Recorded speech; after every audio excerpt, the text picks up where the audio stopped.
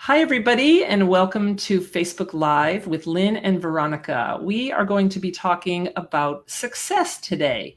Basically, the difference between just surviving and thriving. And this is very important to talk about during these challenging times of the coronavirus. And not only to talk about it when life is challenging, but how about after we're done with this? Are we going to thrive or survive? And so I thought it would be a good topic. Hi, Veronica. Hi, Lynn. Thanks for having me. How are you? I'm doing good. I'm doing good. And Veronica and I met maybe 2 years ago at a pool. She's quite the avid swimmer, and I enjoy swimming. I'm a strong, moderate swimmer, but she's competitive, good. She's a lifeguard, a beach lifeguard. She's an athlete, among many other things, a very multidimensional person with a lot of interests and a lot of energy. And I think already you'll find that in order to thrive in life, you've got to have passions and energy and a reason for doing things. What is your why? Like that guy Simon, I forgot his last name. What is your why? What are your passions? And so I was a couple of weeks ago, Veronica posted something on Facebook, and she decided to go ahead and do her triathlon that was canceled. And I thought, exactly. I had not run a 5K in 13 years. My knees don't like running. So for 7 weeks, I set up a plan to run a 5K. My goal was to run it in 50 minutes or less, 50. For many runners, that's very slow. But for me, who hasn't been running, it was a Galloway, run for 20 seconds, walk for 40 seconds, run for 30, etc. And I was going to do a runway 5K with some family members. So I decided I'm just going to go ahead and do this event on my own. And I did it in 47 minutes. So I was happy with that. And so I thought that during the coronavirus, there's many adjustments and changes we have to make. So I wanted to have Veronica share with you some inspiring, interesting things she's been doing, and I'll share a little bit about what I've been doing. And we do have a chat room, so we encourage you to leave comments and join in this conversation. So, Veronica, what would you like to start off with? This is a topic that can cover motivation, goals. We'll probably be talking about all of that. But we want to talk about what thriving looks like, and just hope to share some of our little insights. And again, I would love to have the viewers write in. Okay, so a couple of key things, when I thought about how I'm, thriving and not just surviving during this time. Some of the things that I've been doing that I didn't really know that I was doing, but I have been doing. One of the key things would be to maintain balance, first of all. I'm very much a believer in balance, for sure, physical, mental, emotional, community, all of those. And some of the keys that I've found that I've really put in the highlight during this time would be, first of all, shifting my mentality, shifting from, oh, well, there are all these things that I can't do, like, oh, this crazy pandemic. And instead of focusing on what I couldn't do, I was like, okay, how can I shift my mentality to something positive that's going to be beneficial? Mm-hmm. And yeah, so that was what I ended up doing. I was like, okay, so all these things I can't do. All right, acknowledging that. What can I do? That's good. That's good. I want to add something to that. I want to add the importance of the words that you use. I have not been using the word pandemic. I've used it a little bit. I definitely have not used quarantine. A quarantine to me sets up in my mind, you are in a bubble in your house and you cannot have any air or germs go out. I did not use the word stuck at home. Oh, I'm stuck. I was not stuck. I found the freedoms to do certain things and didn't see myself as stuck with my family members, stuck at home. I did not use lockdown. Lockdown to me is when there's an active shooter and your life is in danger, and that's when you are locked down. I also have not been using the word safe. I don't feel like this is a danger. I feel it is something we should take seriously and is important, but you won't find me saying, stay safe, be safe, safe. So sometimes with your mentality, the words we use have a lot to do with how, we're going to then act and behave. For sure. And I will just add in a side note there. I am a beach lifeguard. So even before this whole thing happened, a lot of times I would end off with stay safe because of my beach lifeguard background. Yes. Okay. True. Normal for me. Okay. That's fine. All right. And so what else? You talked about the importance of a mental attitude. Outlook. One of those things would be minimizing negative input. That kind of follows up with that. I actually had to stop scrolling on the home feed on Facebook for quite a minute. Like I would only look at, the people I knew were going to be, positive or like-minded. Because if you take in too much negativity, it is, I wouldn't say it necessarily sways you, but it puts you in a negative state of mind automatically. And that was something I really definitely had to do. And the negativity, I too, unfortunately or fortunately, I don't use social media a lot, but I decided to use social media during this time because I'm an author on childbirth and marriage, and I'm a pro-home birth, pro-homeschool person. And I thought, we need to talk about this because suddenly families are faced with homeschooling. Women who are pregnant might not want to go to the hospital. So I took advantage of creating these birth talks, talks like we're doing now with different people, and it's been great. But as far as negativity, be careful of the news you're ingesting. What is your mental diet? What are you ingesting with the news? And not only is it negative, it induces fear. And is it realistic fear or unrealistic? And it induces confusion. This whole thing can spin you in a circle of confusion because people don't agree. Should you wear a mask? Should you not? Should you do this? Should you not? It's really confusing and it's not clear. So when things are unclear, and that creates chaos in the mind, chaos in your life, and it could create anxiety, which could lead to depression. So you're right about that. True. Very, very true. And so following up with that one, one of the other things one of the first things I did, actually, it was literally one of the first things I did, was beef up my community. Oh, good point. Beefing up my community, getting, people that I know are going to be a positive influence, people that have been positive influences in the past and maybe fell off at some point. Life just gets busy sometimes. So I actually sought out some of my friends from the past who are amazing people. I absolutely love them.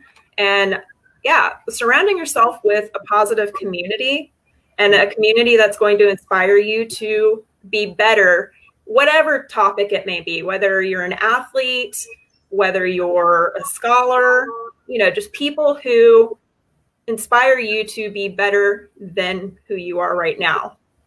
Yeah, I agree with that. I've done that. I've also had people in the early days scold me because we had difference of opinion. I thought that it would be okay to go out and swim on a private beach, which was allowed. There weren't many people there. It was invitation. There were actually less people out on the beaches that I've been swimming at than there are in Walmart or Publix or some of the stores that I have to enter, once a week. So beefing up the community means also, kind of like-minded people. Mm-hmm. And I've reached out to various friends and I've been making more phone calls and so that's been nice. I've had time to sort of just keep on working on maintaining the friendships and, having extra time. But I thought it was absolutely amazing to get that time with, some of my friends that I really haven't spent time with in a while. And then also spending more time with the people, like my friends who, have been in my life currently. Yeah. But yeah, I know what you mean by that though, because I actually got scolded for some of my beach pics the other day. And what people don't realize is that once the beach is open, they are in a hustle to get beach lifeguards out there because there's people out there. Right. So I have to really step up my training. And how am I going to do that if I don't? Right. I know it. Yeah. So, I've only lived here 5 years. You've lived here about what, 3 years? 3 years kind of on and off. And then I lived in Orlando for the first 9 years of my life. Oh, wow. Okay. So I'm not fully familiar with all the swim areas. I've been swimming twice a week, once at Harbor Island and once at Anna Maria Island. And invitations, I've been very grateful for the people who've invited me to go. And I know many people have just gone 8 weeks without, but the people who've scolded me, you're not going to change their opinions. 2 of them were my daughters and a couple were friends. And so I just didn't put much time with the friends, my daughters. So I just decided to just keep my mouth shut. And not that I was lying, but I didn't tell people what I was doing unless they would understand and sort of approve of it. I don't need anyone's approval, and I really don't need to be scolded. And I don't think I would scold others, but that's just me. So everyone will have to decide for him or herself, and based on what you've researched about this virus and whatnot. But building community is very good. Yeah, I feel like it's definitely key. It has been key. Yeah. All right. Anything else, or those were the top 3? Those were the top 3. The other 2 are getting in motion. Oh, talk about getting in motion. Getting in motion. Yeah. Getting in motion. Those of us who are athletes, and even if you don't consider yourself an athlete, get up and move and do something. Whether you're doing yoga or doing a mock sprint triathlon, or, getting out and running, getting in motion is definitely very important. And then on top of that, physical is important as well as mental. So using your brain, whether you're taking on a new hobby or learning to cook new food, studying a new language, using your brain to do something like for example, I've been taking some online college courses. There are plenty of free courses online right now. Great. Yeah, that's good. So for those of you who are listening, welcome. Veronica and I are talking about thriving versus surviving. And so if you're watching and you want to type in, what new things have you learned or done, taken advantage of? If you add up the amount of time people take to commute to work or to their activities, you have several hours a week. Are you ingesting Netflix? There's some good movies out there, sure, but have you found an opportunity to learn something new? This is great. You have the time built in. I do know that several of my friends, when I ask, well, what are you doing? Gardening and yard work and redoing the backyard, digging and forming a garden. I see before and after pictures and I'm very impressed. So I see that going on. Home projects. There are some women that I've asked, oh, so are you getting more house cleaning and cooking more? And they're like, no, they're spending more time in their garden, or not necessarily. Just because we're home more, it's hard to motivate. It's hard to get in motion to do the things you don't want to do.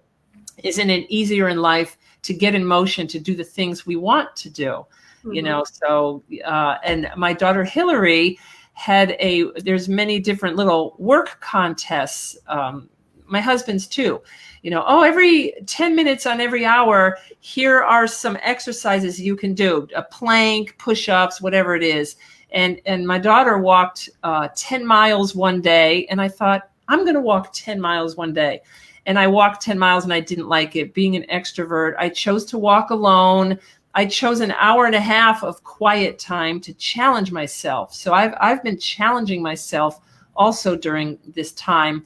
And I realized I don't like walking that far alone. And, I listened to a podcast, listened to music. But so I tried it and I did it. And she ended up walking like 100 miles in a month. And I ended up riding my bike 300 miles in the month of April. And I usually ride it only about 100. Have you found that you've been spending more time riding your bike because you can't swim or walking? Yeah. Yeah. Yeah. And I've actually tried to spend more time running too, which has been slightly challenging because I still have some knee issues. Mm-hmm. But yeah, like I've gotten stronger in my running. So that's something I could take to beach lifeguarding and be like, I'm strong in this right now. Cycling more for sure. Doing some dry lands. Mm-hmm.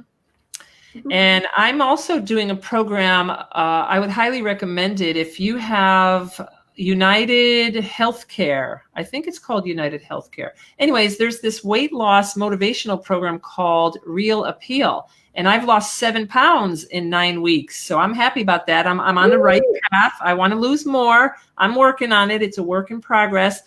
And so I've been doing, a couple new recipes. And I also was told by my husband, who does our finances, that we saved $1,500 last month. And I'm like, wow. So we've been traveling a little bit. So I guess we've saved in travel, gas money. Maybe we're not spending. I'm not going on Amazon. I'm not purchasing.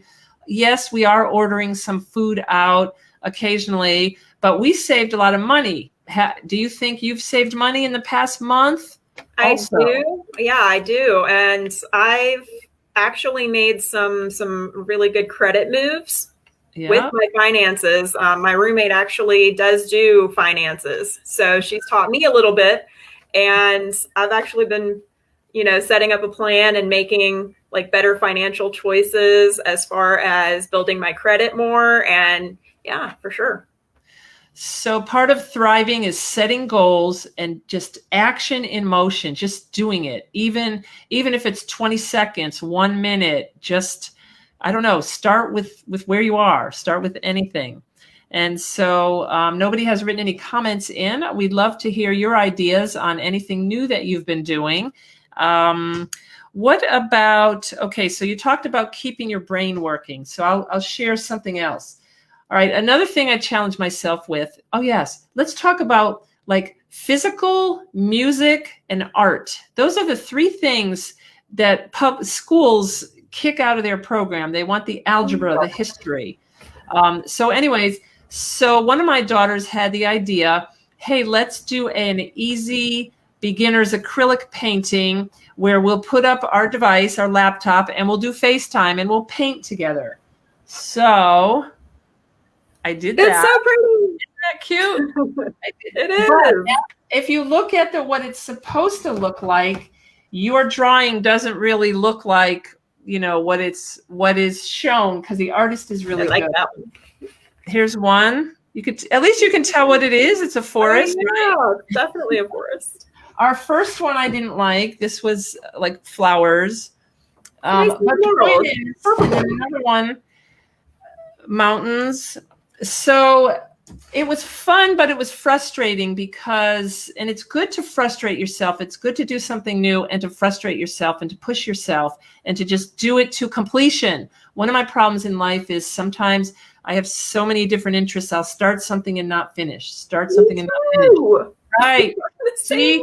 So we need to talk about focus and goals. Yeah. But anyways, and I quit if I judge myself and I'm critical. So in one of these paintings, I wanted to quit. I'm tired. I'm just overtired from it. After 45 minutes, I find that 45 minutes is a certain point.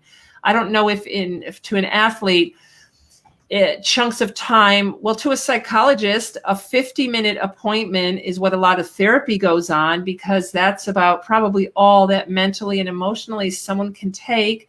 There's a lot of exercise sessions. I know in a pool, 45 minutes is good for me. 45 minutes walk, run. And so with the art, I was finding after 45 minutes or so, my attention span, that was it. I don't want this to turn into something negative. Right. So, and oh yes, another thing to talk about too is some of you might be surviving, and it's not a bad thing if you faced a death in the family, a loss of a job, if you're at a standstill, financial problems. So sometimes in life, we are just surviving. So I don't mean to criticize people in those categories for surviving. But what is difficult is that we were given such an immense human brain and body, and we have to figure out, I believe we need to figure out what are our gifts and talents, and then to put them out there into the world. And for those who choose, I'm bored, I'm unhappy, I don't want you wake up in the morning, you go to your job, you come home, you quote unquote waste away sitting down, eating and watching somebody else's view of life, somebody else's production, somebody else's creation of a movie, somebody else's creation of YouTube videos. You could waste hours and hours. And I used to tell my kids when they were young, I had 6 kids, we homeschooled, most of them are adults now. And I would say, be a producer, not a consumer. So if you're going to play this video game, why don't you create a game that other people will play, or, create something, be a creator, figure out what can you help, with others. So, all right, Veronica, what are some other interesting, new, unexpected things that you might have gained from this last 8 weeks? Well, I like you were saying, coming up with a plan and coming up with goals are really awesome. I actually went through a lot of emotional baggage that I had built up, and I had used swimming actually to distract myself. Oh yeah, distracting. So, as soon as I got through that, though, I got so much clarity on exactly what I want to do and exactly what I want to be. Wow. In these 8 weeks, you came to those realizations. Oh, that's fantastic. I wonder if I had a little bit of an idea, but I was all over the place. Yeah. Well, good. One of the goals that I will accomplish toward the end of the summer, I'll start it in midsummer. Yeah. I'm getting my TEFL certification. And what is that? TEFL? Teaching English as a foreign language. Oh. I'm a linguist. I studied Spanish and ancient Greek in college, and I'm super stoked to get back into that. That's actually one of my college courses right now that I'm taking is intermediate Spanish, to get myself back into language and linguistics in preparation for my TEFL. Nice. See, that's very good. That just definitely was so positive. So people can complain, I want life to get back to normal. There's hidden opportunities here. There really is. Yeah, one of the things I'm tossing around with, and I never would have expected this. Okay, so I'll tell the story.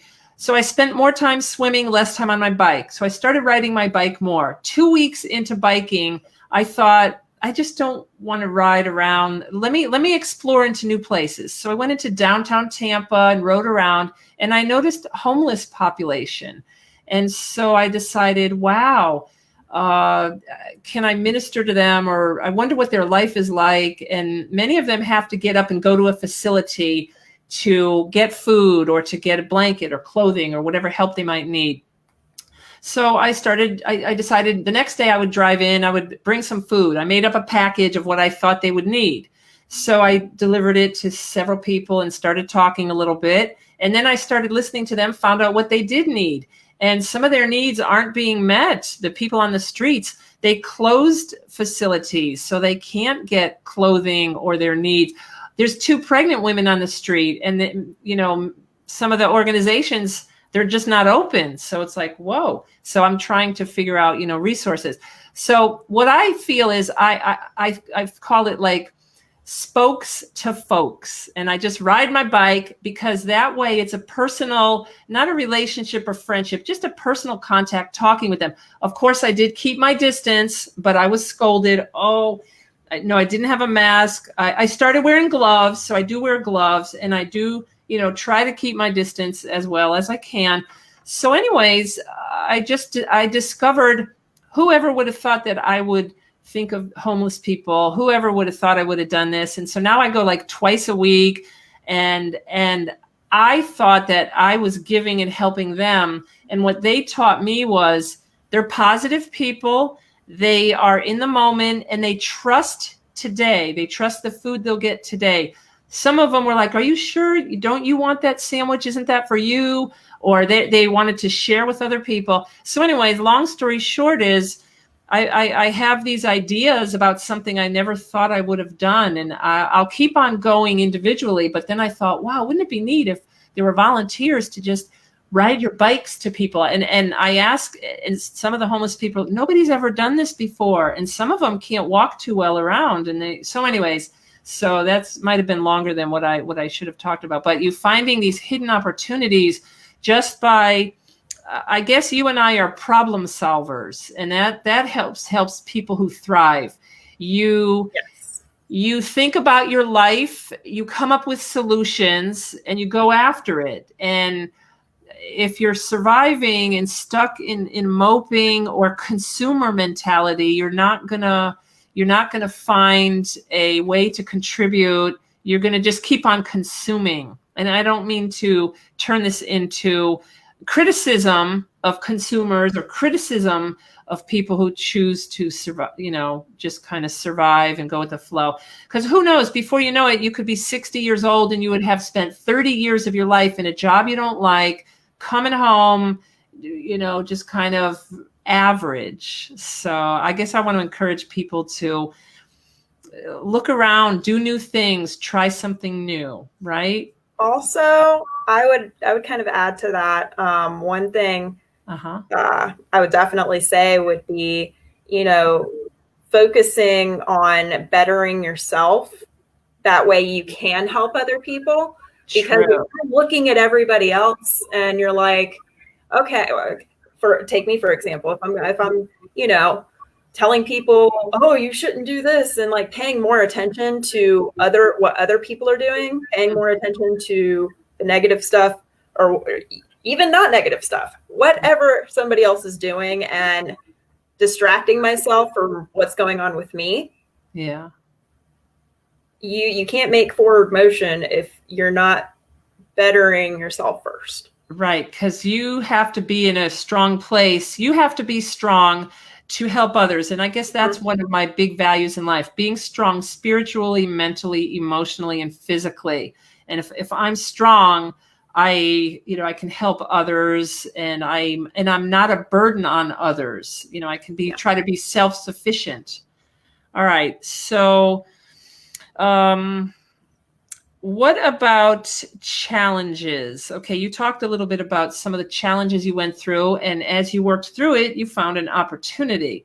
I'm going to post this on my my YouTube channel, Marriage Coach Lynn. So I do like marriage and relationships, and one of the challenges I found was the possibility that you're spending a lot of time together. And you've got to give each other space. So let's just say that. Give each other space when you have difference of opinions. My husband at first, wondered, oh, should you be going out swimming? Should you be? And I'm like, yes, I'm fine. So when we had difference of opinions, we compromise, and, we don't roll over somebody else. And certainly people having to then, let's say the mom and dad work and the kids were in school, and the mom and dad worked outside the home. Now, all of a sudden, it's an opportunity. So if you maintain your positive attitude about life and about love, like, wow, this is an opportunity. And I know many people who are thriving, and they're showing pictures of things they're doing with their kids, and it just warms my heart. Mentality. It really is. So much of it, like majority of it, is up here. Yeah. All right. Hi, Susan. She says, great points. Love it. Thank you for watching. If you've got anything to add, feel free to do so. What else new have you been doing? Do you have a vision board? Do you use vision boards? or I not really? do. I do too. A lot of people my age. And I actually, like, that's one thing I haven't done yet is my vision board has definitely changed a lot. Yeah. So I actually need to make a new one. I think that's what I can do. Yeah. That's a good point. We should talk about that when your goals change. When you set a goals for the year and you find they're just not working, it's important to let them go. I've had to let some big goals go over the years. I started a podcast and it didn't go as I expected. I committed for 1 year. I went a year and a half. And after that, I set it to rest. And it doesn't mean I was a failure. It means that I learned from it and I pick a new goal. And right now, I want to write several ebooks. In January, I had things on a schedule. This will be done by May. This will be done by October. Well, I found that a new opportunity during these 8 weeks was that I felt it was more important to get and do some of these talks about childbirth because I feel like I can offer it. So I deviated, I changed around my goals, and I don't feel bad about it. I'll get back to them and I'll revise. So it's okay to revise. It's okay to change. It's okay to ditch. Sometimes we outgrow our goals. Same as we might outgrow our mentors. And I've had mentors I've outgrown. Right now, I don't have any active mentors in my life, but I have role models. So you're about almost 30 years younger than me. I'd like to ask you, do you have any mentors right now that you are personally working with, that they know that you're your mentor? Do they give you things to read and do? What is your mentorship like? I actually have a couple of different mentors, and some of them are actually really, really good friends of mine, if not best friends. Yeah. One of them has been really mentoring me in swimming. Okay. She's been phenomenal. She pushes me even when I don't feel like it. Yeah, that's good. That's good. She will give me some like technique corrections every now and then. And she's just been absolutely phenomenal because of not only is she positive, but she's also very like competitive natured, and I feel like she kind of helps bring that out in me. Good. As an athlete, as a swimmer. Yeah, a little boost. You got to have that boost. Sometimes we can't do it ourselves. And I know a lot of athletes, people will say it's better to run in a group, swim in a group. It makes you go faster. It gets you're accountable. So sometimes, I don't really go in groups. Do you? I don't do groups because their times don't align with the times I want. And I have different personal goals. So I'm pretty much an individual athletic person. For me, it varies. Yeah. For me, it varies because I have different goals at different times of the year and different things I'm doing. Yeah. Like, for example, a group open water swim is kind of hard for me, like right now, because I'm lifeguard training, which means I have to be doing shorter distances, lots of open water speed work. So my goals are going to differentiate a little bit from them right now. Yeah. But one of the things that I've actually been reading, I've been doing even more reading. And this is actually something one of my best friends / mentors suggested to me. It is called The Brave Athlete, Calm the F Down.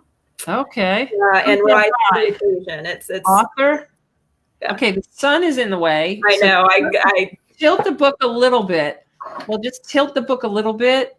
Tilt. So maybe, and it's backwards. Okay, The Brave Athlete, Calm the F Down, and pull it up a little. The author is, go up higher. Do you know who the author is? Yeah. The author is Simon Marshall, PhD, and Leslie Patterson. Okay. Yeah, so one of the things I read in it last night, which it's kind of funny that's being brought up, is where you train, you should be doing your trains to not only your goals, but you should be finding training partners specific to that train. Like if you're doing an easy train, you want to go with kind of somebody that's around that pace. But if you're doing a hard train, you definitely want people who are a little bit faster than you that can push you. Yeah. And I'm always grateful for the people whose skill level is higher than mine. and they invite me to go swim with them or whatever. I'm just so grateful. It's always a real joy and a pleasure for someone who's better than you, and they'll slow down a little bit for you, or because they care. And I don't find too many people like that, but definitely I know a handful here, and it's wonderful, and very, very, so much gratitude for that. That's great. All right. Maybe we could talk about focus. All right. So focus is hard for me because I pick too many goals at the same time. And then I'm also have an all or nothing personality. Do you have an all or nothing personality? If you don't, boom. Yeah. So I think, and I'm sure you've studied, Stephen Covey, all these goal setting people. Yes, we've made the A, B, C list. Yes, we've made the lists, and Eat That Frog. Brian Tracy has Eat That Frog, or in the morning, take care of what you don't want to take care of and get it over with. So the rest of the day is easier. So you eat the frog in the morning, or eat the 2 frogs, and the rest of the day gets better. I don't know. I liked getting things over with in the morning, working out in the morning. Do you have a certain time of day that sets you up to thrive in life better, that you will accomplish and you will get done when you set out to? What is that like for you? It depends on what it is. For working out, for me personally, I'm more of the afternoon. Okay. I'm definitely better in the afternoon for that. Again, it really depends on what it is. Like I like to do running in the morning for whatever reason. It's random. I don't know why. But swimming and anything water related in the afternoon. I have no idea why. When is your brain at its peak? Is morning time? Like when you're going to study your courses, when did you find yourself doing those? Morning? Morning. Yeah. Actually. Morning. It depends on your diet and your sleep. Those are important things. People don't realize that just trying to get a good night's sleep can help regulate your weight, balance your hormones and your weight. So that's also important too, getting proper amount of sleep. In our culture, a lot of people are so driven that they give up sleep, or they don't think it's as important. And sometimes it is. I mean, we can have an increase in car accidents if people are not alert, that have been well rested. And let's see.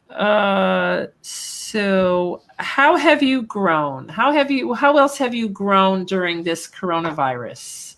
Other than emotionally growing, from dealing with all of, the past baggage. Everybody's got issues. Everybody's got stuff that they go through.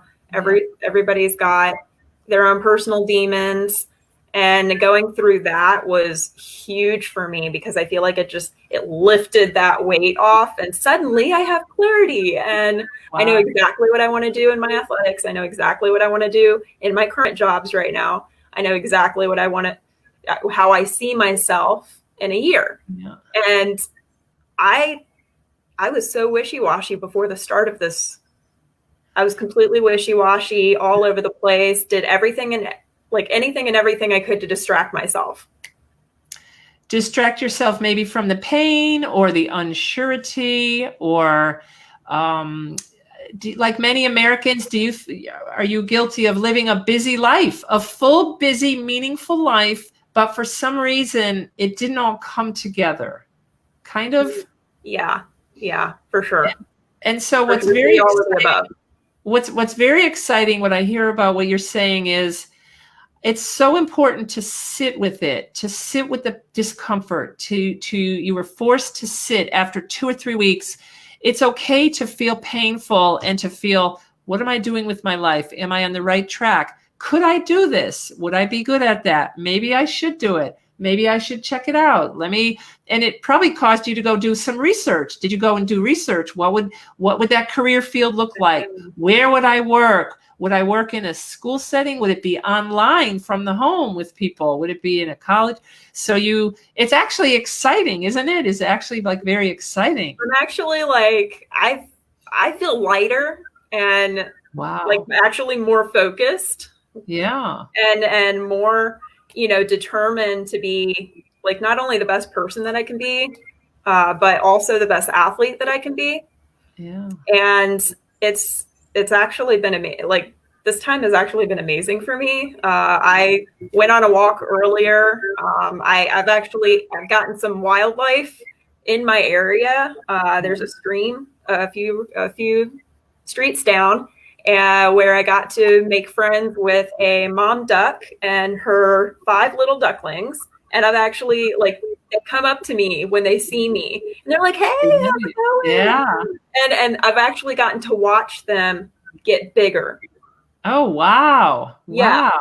So have you been taking daily pictures? You can maybe make a time frame. Like some pictures and a video of when they were really, really tiny. So I ended up seeing them on my run this morning, and I'm like, "Oh my gosh, how's it going?" And they came up to me and they're like, "Hey," and I'm like, "Have you given them names?" Have you given them names? The only one of them that I've really given a name to would be Stray. Stray. Okay. And that's because he always, like, if you watch them, he always, like, tries to go away, and then Mom Duck's like, yeah. Yeah, that's really neat. That's really neat. See, it's it was like, I'm very impressed. I'm very impressed. I'm glad I asked you to talk about these things. I think it's we got a couple of minutes left. Is there anything we're forgetting? I think we've covered a lot. Focus. I think we have, yeah. Goals, avoiding negative news, avoiding other people's opinions. Don't compare yourself to someone else. You have unique gifts and talents, right? Does that stop you in life when you compare? It has. Or it makes you feel like you're less than, you're not good enough, and you're not going to move forward if you're stuck comparing. That was my entire problem in 2015, right there. Wow. Wow. 2015 and part of 2018, actually. Yeah. But one thing I will say, though, like, I think we've forgotten something. Uh-oh. I think we've forgotten something. What's that? Having fun. Oh, yeah, humor. Sense of humor. Celebrating. Yeah. Like, there are things to celebrate, there are ways to still have fun. Like, for example, dance parties, house dance parties. You just turn on the music and you just, let it out.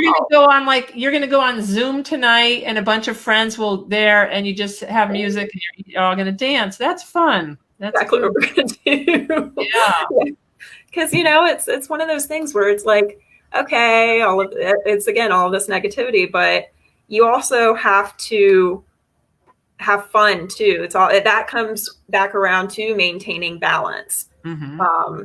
There are still some things that you can do. It's not saying that, playing a video game every now and then, limiting, right. Or watching a movie every now and then, or randomly singing down the road, skipping. It's good. I agree. We need to do all of that, just not 24 hours a day. Right. That's the thing, because then you're wondering, what am I doing with my life? Yeah, exactly. It's still a little part in there that I think is, part of surviving too. If you take life way too seriously, then you don't have time to enjoy it. Yeah. And then you're also maybe not living in the present moment too, which is very important, to live in the present moment and to be open and to be curious. And if you're stuck in analysis and worry, it's like a blockage and you sabotage yourself. So anyways, well, I enjoyed our conversation. We were talking about surviving versus thriving, and it's been a pleasure, Veronica. Oh, thank you so much for having me. It's been great. All right. Well, have a great day. All right. And I hope you do the same. Okay. Bye. Bye.